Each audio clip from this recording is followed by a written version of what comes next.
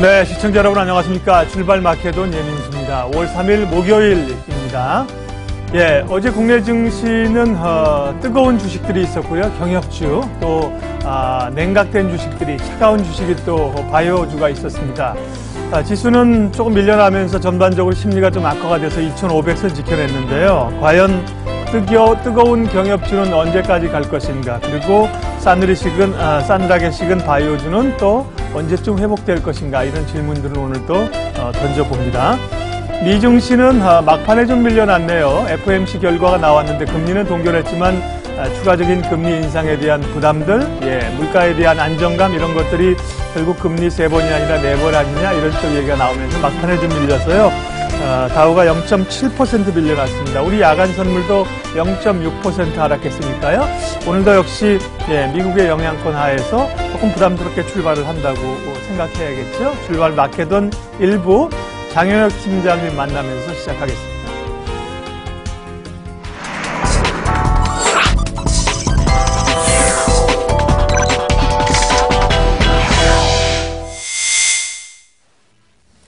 예, 시장의 방향성과 함께 핵심 주제들, 또 유망주까지 알아보는 시간입니다. 장영혁의 마켓 시그널, 한국투자증권 이프렌즈예요. 장영혁 팀장님 오셨습니다. 어서 오십시오. 네, 안녕하세요. 예, 미국 FOMC 얘기 잠깐 언급했는데요. 네. 뉴욕 상황도 잠깐 봐주시면 필요한 게 있으면 코멘트해 주시고. 네, 두 번째 코너에서. 그러시죠. 어제 우리 시장의 어쨌든 가장 큰 관심사는 삼성바이오로직스의 파장과 제약 바이오주에 대한 충격, 이런 거였는데요.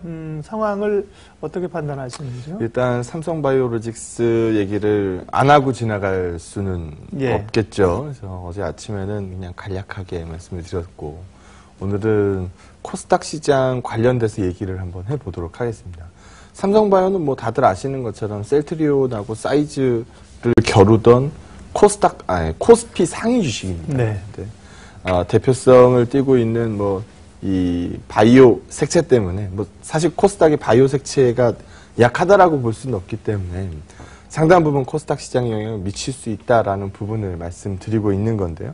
먼저 이 자료 화면 먼저 한번 보시면은요.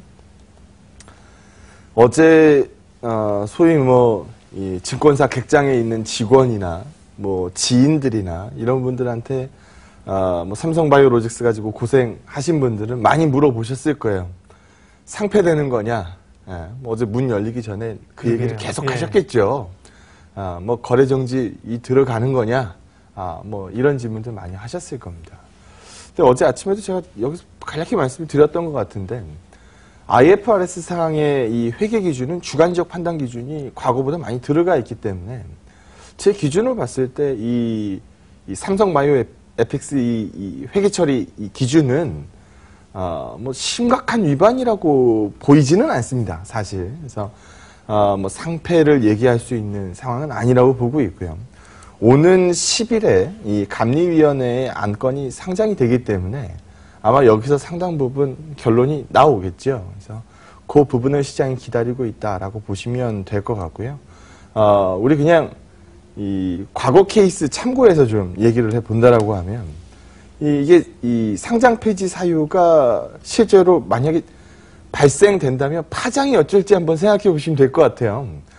우리 대우조선해양도 사실 망하지 않는 기업으로 불렀잖아요. 지금이야 상당 부분 과거보다 나아졌다라고는 합니다만, 한참 동안 사실 대우조선해양은 일반 기업으로 봤으면 망했어야 되는 기업이거든요. 근데 지금 버젓이 거래가 되고 있죠. 한 1년여 동안 거래가 정지됐다가. 그래서 그 정도 사이즈까지 보지 않는다고 한다면 카이, 한국항공우주 같은 경우에도 봐도 분식 얘기가 있었다가 거래 정지 들어갔고, 그 다음에 다시 살려줬죠. 상장 실질 검사를 통해서 그쵸. 다시 거래가 됐죠. 죽일 수 있는 사이즈, 그러니까 사회적 파장이나 증권 시장에 미치는 영향이나 이런 부분들 감안해 보면 죽일 수 있는 사이즈라고 보기가 일단 어렵고, 회계 판단 기준을 위반했다라고 일단 금감원에서는 밝혔습니다만, 제대로 된 실질 심사 들어가기 이전까지 상당 부분 이 시장에서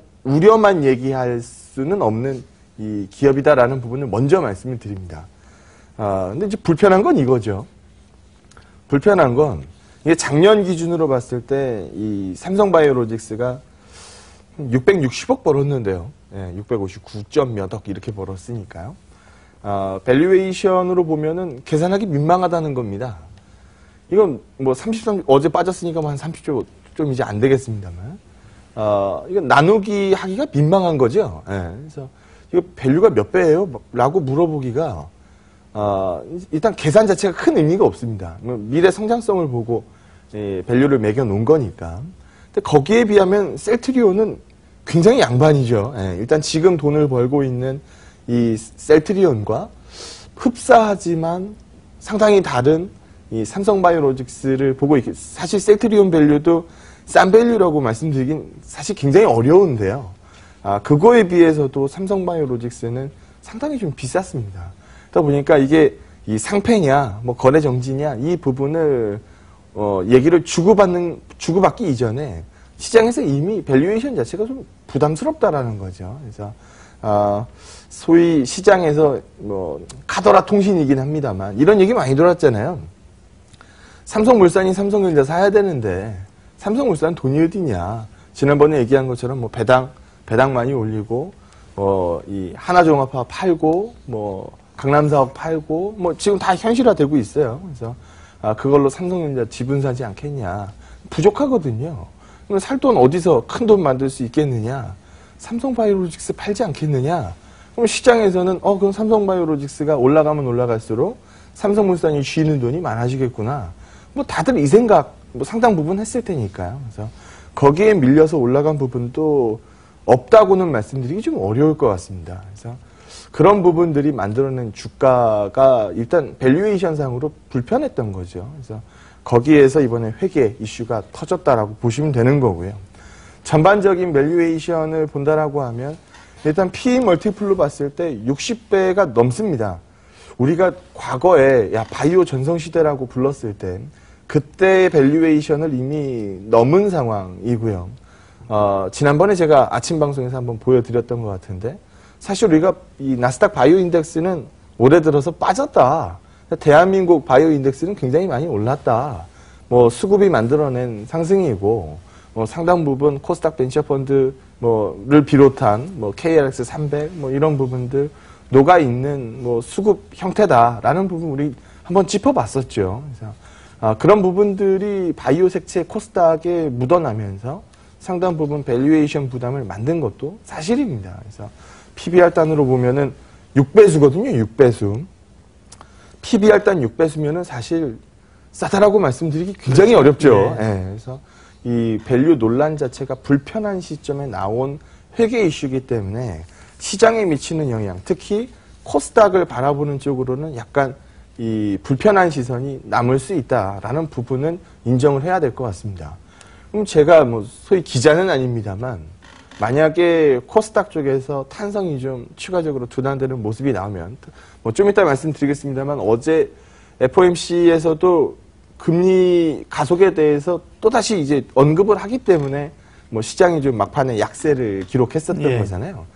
이 금리가 올라가는 부분은 미래에 있는 이익을 지금 현 금리로 할인을 하니까 할인값이 커지는 거거든요. 그래서 고밸류에이션 종목들 입장에서는 오르는 금리가 편하지 않습니다. 그래서 그런 부분들과 같이 묻을 수 있는 내용이기 때문에 일단 타이밍상으로 코스닥, 이 고밸류에이션 뭐 종목들에 대해서는 불편한 얘기할 수 있는 시점이 되는데요.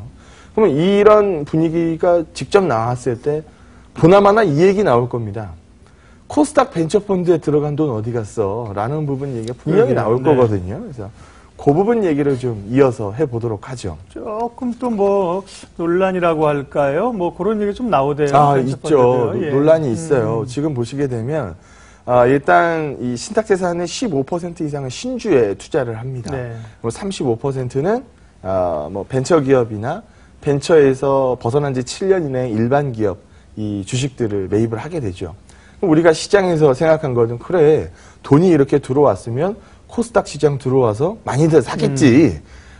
그러면 그런 부분들 코스닥 시장 가장 색채가 강한 바이오 쪽으로 안 묻었다라고 말씀드리기 사실 어렵거든요. 그렇죠. 근데 요즘 나오는 행태를 한번 보여드리면 이게 참 지난번 방송에서도 공모가 많아요, 사모가 많아요? 라는 부분 미리 말씀을 드렸는데요. 사모가 월등 많습니다. 그러니까 우리가 공모펀드하고 사모펀드 생각하시면 딱 될 것 같아요. 어디가 더 운영이 규제가 없나요? 사모가 훨씬 없죠. 네. 사모가 훨씬 자유롭거든요. 그러다 보니까 지금 시장에 들어와서 샀으면 하는 이 자금들이 상당 부분 이런 식으로 변형돼서 움직입니다. 얼마 전에 이 사모펀드, 코스닥 벤처펀드는 어떤 A라는 기업이 이제 발행한 제3자 유증 물건을 그대로 받더라고요. 그러니까 시장에서 산 게 아니죠, 이거는. 엄밀히 말하면 시장에서 산 게 아닙니다. 근데 이거는 할인된 값으로 싸게 제3자 유증을 들어가서 거기에서 나오는 프로핏들을 만들어내겠다라는 거거든요. 그래서 위에 써놓은 것처럼 공모하고 사모하고 수익률 게임을 한다라고 하면 지금 일단 사모가 훨씬 유리한 쪽으로 움직이고 있다라고 볼 수 있고요. 사모펀드 뭐 다들 아시는 것처럼 1억 없으면 못 들어갑니다.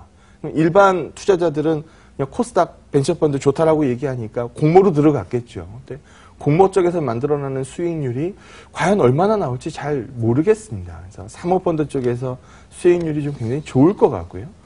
그쪽에서 만들어지는 극명한 수익률 게임, 시장에서 사는 게 아니고 만들어진 밥그릇을 챙겨가는 사모펀드의 게임, 이런 부분들이 상당 부분 지배할 것으로 보여집니다. 이렇게 되면 사모펀드가 시장에서 이 코스닥 주식시장에서 매입하는 자금은 기다린다고 올 것 같지는 않거든요. 제한적이네요. 네, 그런 부분들이 또다시 다음 기사에 나온다라고 한다면 이 또한 코스닥 시장에서 반갑지는 않은 뉴스가 될 것 같습니다. 그리고 또 하나 얘기를 하면 이제 오늘이 목요일이니까 내일 5월 4일이죠. 예, 삼성전자가 이제 돌아옵니다. 네. 예. 근데 요거 한번 보죠.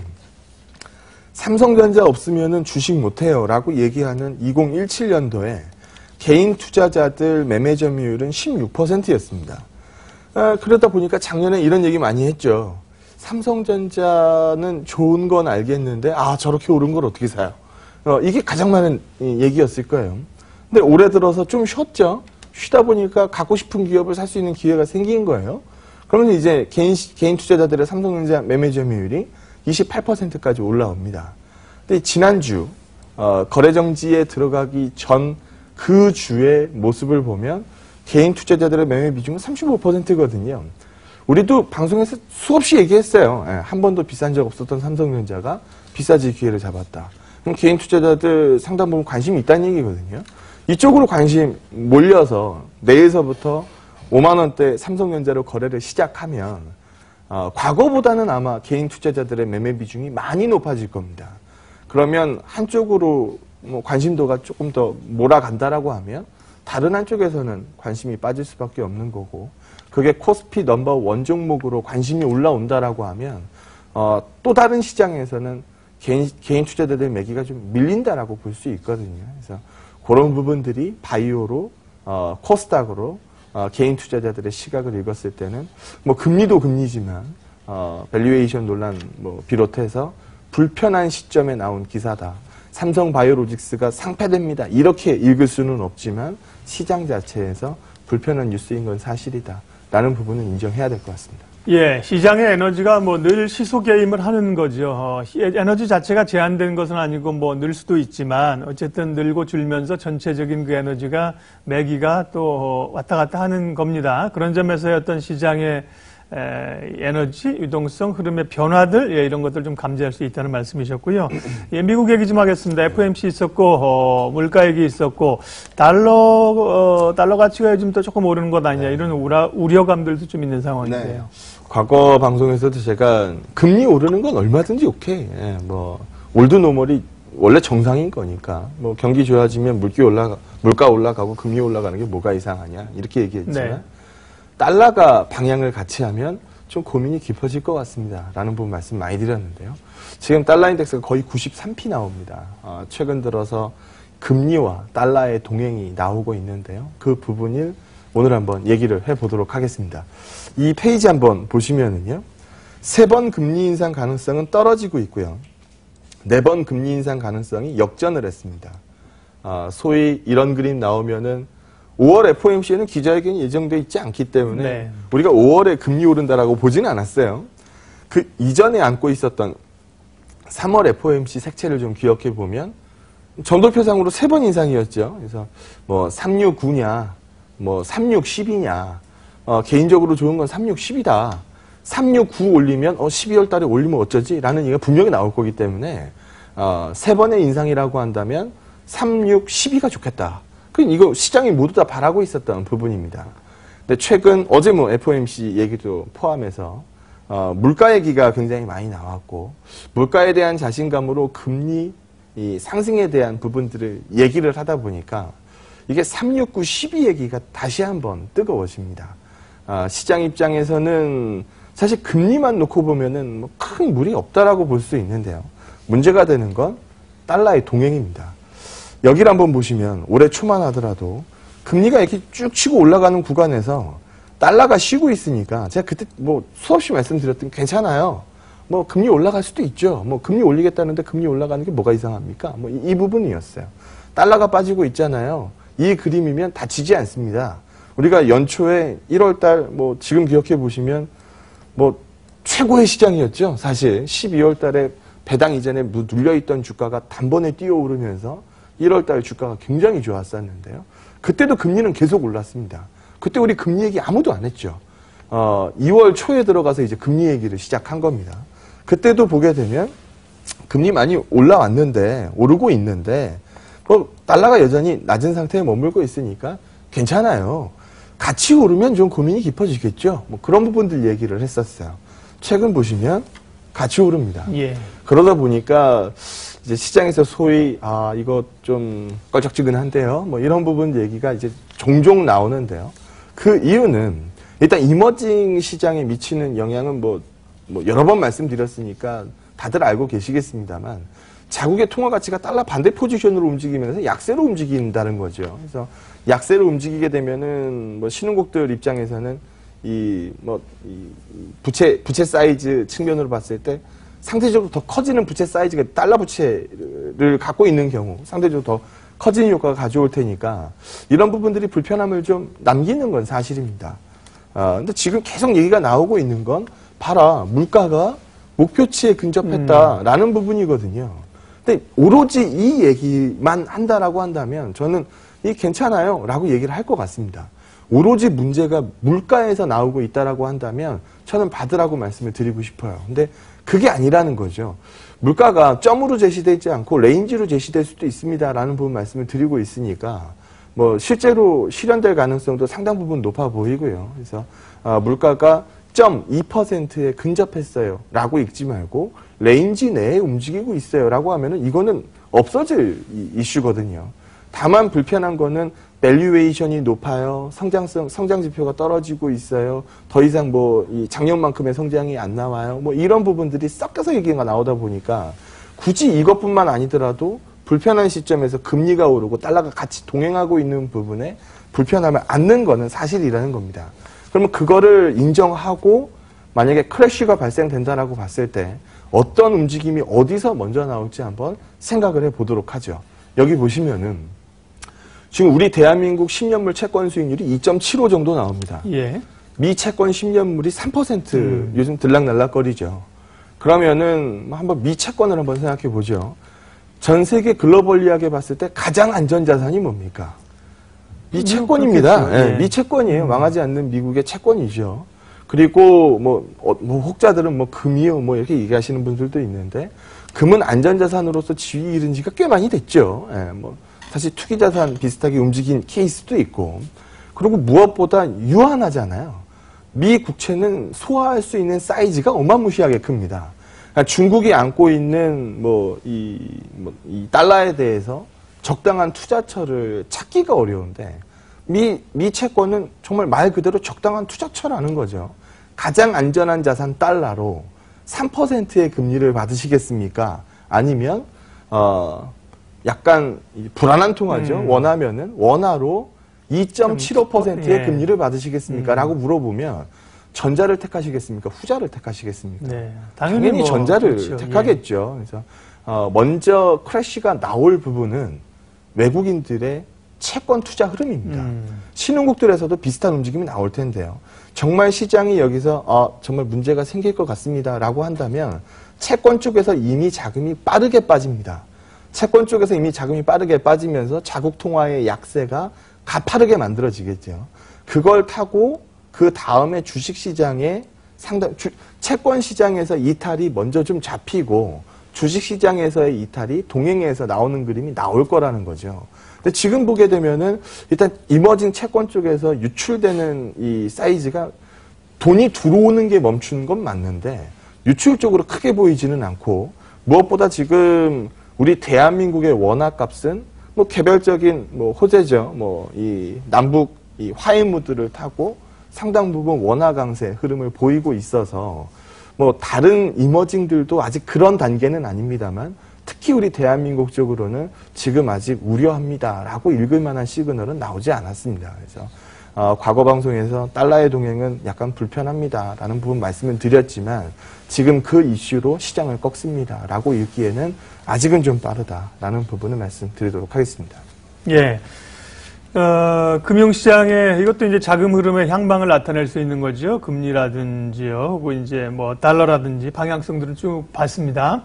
자, 시장 전략 마무리하겠습니다. 어쨌든 시장은 또 조금 제한적인 국면으로 들어간 것 같아요. 기대감은 있는데, 예, 오늘도 그렇고요. 어떤 전략으로 갈까요? 한때는 바이오만 올랐죠. 네. 요즘은 남북만 오릅니다. 그래서 어제도 장중에 나왔던 그림인데 바이오 꺼지니까 남북 쪽으로 확 올라붙었다가 바이오 쪽 반등 나오기 시작하니까 남북 쪽 분위기 확 까졌다가 막판에는 또다시 역전되는 그림들. 이거 어제 장중에 벌어졌었던 일입니다. 소위 시속 게임이 남북과 바이오 쪽에서 국한적으로 나오고 있는 이 모습이라고 볼 수 있는데요.